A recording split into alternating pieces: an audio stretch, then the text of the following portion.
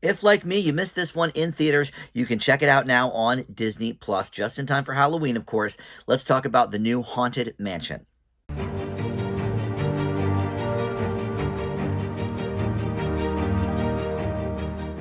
Hey guys, Dan here. This is Dan Reviews It. Welcome to my spoiler-free review for the new film, The Haunted Mansion. This is the 2023 version featuring Lakeith Stanfield, Rosario Dawson, Owen Wilson, among many others.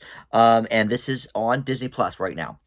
I knew it would be. I knew that was kind of their plan. Release it in July into theaters. Their big Halloween movie of the year.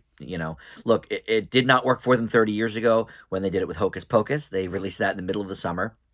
And, it didn't work very well for them here either. Haunted Mansion didn't do great box office business. But look, I think the point always was to make sure it was on Disney Plus by early October so people could watch it that way. But anyway, before we launch into my thoughts on this movie, let me welcome you into Dan Reviews It. Thank you for finding this video. We post movie and TV reviews here, and I try to post something new just about every day. So lots to check out always on the channel here. Please consider subscribing or hit that like button down below there or comment down below. All that stuff does help the channel out, of course.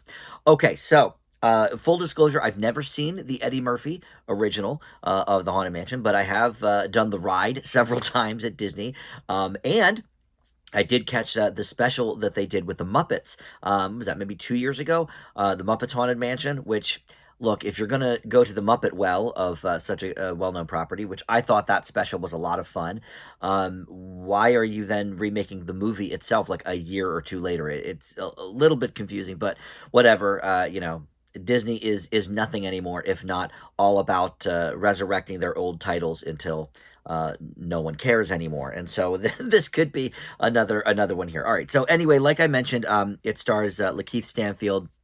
I mentioned a few of the people, Rosario Dawson, Owen Wilson, but also Tiffany Haddish, Danny DeVito. There's a few other people that I think I will not mention here because I think they're more cameo related, so you may have some fun spotting them in this movie. But this was directed by Justin Simeon, who previously has only directed two movies, and they were movies that are very unique and interesting, and they were Dear White People and Bad Hair. Bad Hair was another horror-based movie. That one was, I think, a Hulu original, but I reviewed that a few years ago to, some pretty positive accolades. So what went wrong here with this one? Justin Simeon's track record thus far was, these really unique, original ideas. And what I can figure out the most is Disney told him to basically water this down, make it pretty safe, not too scary, and for some reason not too funny either, maybe. Now, I'm sure they didn't say that part, but it's not very funny. Most of the jokes here do not land, or they're clumsy, or they're obvious. And this was written by, I don't know if she wrote this alone, but Katie Dippold, who was a staff writer on Parks and Recreation. She's written for a lot of movies and TV. I think she had a hand in the Melissa McCarthy, Sandra Bullock movie The Heat, which I thought was pretty decent. Some good jokes there. But everything about this just seems so sanitized. The Muppets Haunted Mansion certainly had more bite than this, at least with the humor and stuff. I will say that there are some elements of, interesting characters here, and some of the setups are good. Like, I really, the first scene with Owen Wilson and Lakeith Stanfield, like, I really liked their interaction, and I liked kind of how everything came together for that. I would say Danny DeVito probably provides the biggest laughs in the film, to nobody's surprise. He's, kind of been a Disney remake darling lately. He had a part in the Dumbo movie. That was probably maybe more a Tim Burton decision than a Disney decision, but yeah, he was a part of that. I think he's done a couple other Disney things, in recent years. But always great to see him, and his I don't know how important his character even is really, but it's funny. He's a funny dude.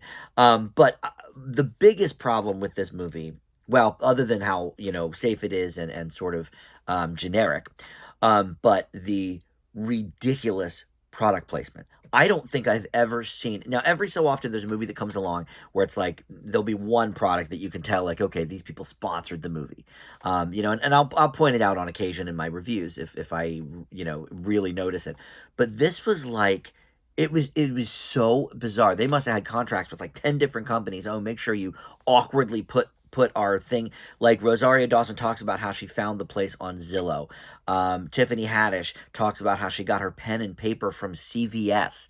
Like, why was that mentioned? And then in this really emotional scene, or would be emotional scene, with Lakeith Stanfield's character, he starts, lamenting the loss of his wife and all of this. And he starts talking about Baskin Robbins. Like, he name drops Baskin Robbins in the middle of this like emotional sequence. It was ridiculous how much product placement is in this movie. And quite frankly, a turnoff. Like, the movie is already, pretty average at best. And that just took it down for me, because every time they mentioned it, once I picked up on it, like, first of all, I thought it was weird she said Zillow, because my first thought was, wow, in the old Disney movies, you wouldn't necessarily mention something that, kind of hip and current. In 20 years from now, if people watch this movie, is Zillow even going to be around? Who knows? And with the rate they're closing Rite Aids and CVS's, who knows if CVS is even going to be around in 20 years? So once I sort of picked up on that, it just, every mention of something, I was just like, oh man, again with this. So when we got to the Baskin Robbins, no pun intended, but cherry on top, it just, I was like, what is this movie doing? I will say, look, it's PG-13, but I think for all intents and purposes, it's really no scarier than some of your more recent PG scary movies like House with the Clock in Its Walls, Goosebumps.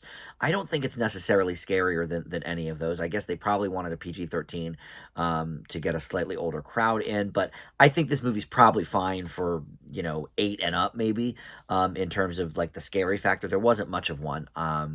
But again, some interesting characters, some okay scenes. I did enjoy some of the cameos. They provided some of the humor of the movie. But overall, this is just kind of a mess. Honestly, it makes me want to watch the Murphy version to kind of compare and contrast. I can guarantee that there wasn't as much product placement and name dropping in that version. But for what it's worth, yes, you can check this out now on Disney Plus. I leave the 2023 Haunted Mansion with a C minus. One of the worst lately of the Disney remakes, and weird because it was going from live action to live action. A lot of times they do the animated to live action, but this was just a straight up redo. But anyway, thanks for watching Dan Reviews It. We'll see you next time. Bye.